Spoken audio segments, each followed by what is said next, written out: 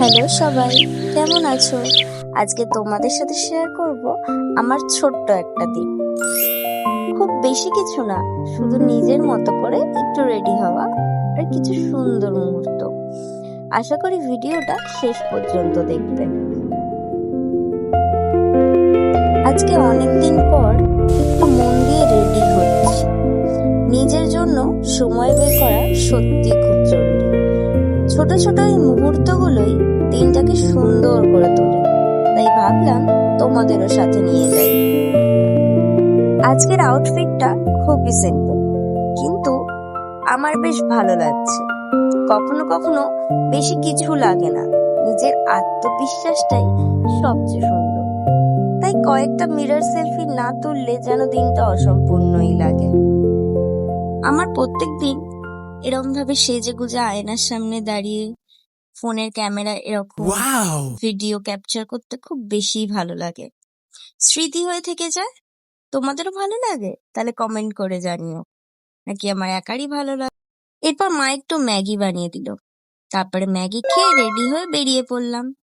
চলো তাহলে যাওয়া যাক। আজকে ভেবেছি শ্রাবণ মাসে একটু বাবার দর্শন নিতে যাব। তাই একটু মাঝপথে চা খেয়ে এই ফুলের দোকানে দাঁড়িয়ে পড়লাম। খুব সুন্দর সুন্দর ফুল ছিল, কিন্তু দেখে যেন চোখটা অন্য কোথাওতেই যাচ্ছিল না।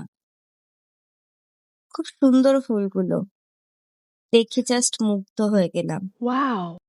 তারপর কিছু খেয়ে একটু গঙ্গার ঘাটে পিসফুল ওয়েদার উপভোগ করতে করতে পৌঁছে গেলাম বাবার মন্দির দর্শন করতে। মোটা বাবাকে দর্শন করে মনটা যেন আরো শান্তিপ্রিয় হয়ে গেল। এই শ্রাবণ মাসে মোটা বাবাকে দেখলাম কত সুন্দর করে সাজিয়েছে, দেখে মুগ্ধ হয়ে তাকিয়ে রইলাম। কত মানুষ দূর দূর থেকে দর্শন নিতে আসে, আমিও গেছিলাম। তারপর আমরা পৌঁছে গেলাম ভূতনাথ মন্দিরে।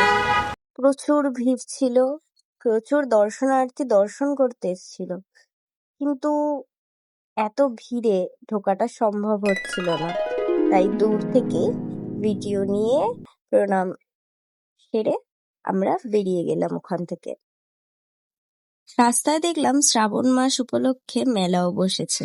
কত লাইট, কত লোকজন, কত ভিড় দেখেই যেন শান্তি চলে এলো মনে। আবার এই দর্শন নিয়ে কটা ভিডিও তুলে তারপরে চলে এলাম বাড়ির দিকে।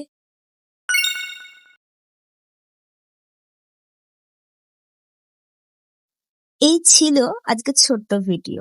যদি ভালো লাগে তাহলে একটা লাইক করো, কমেন্ট করে জানিও কোন অংশটা তোমাদের সবচেয়ে বেশি ভালো লেগেছে। আর এমন মিনি ব্লগ আরো লাইক করো, চ্যানেলটা সাবস্ক্রাইব করে পাশে থেকো। দেখা হবে পরের ভিডিওতে। শুভরাত্রি বন্ধুরা, টাটা।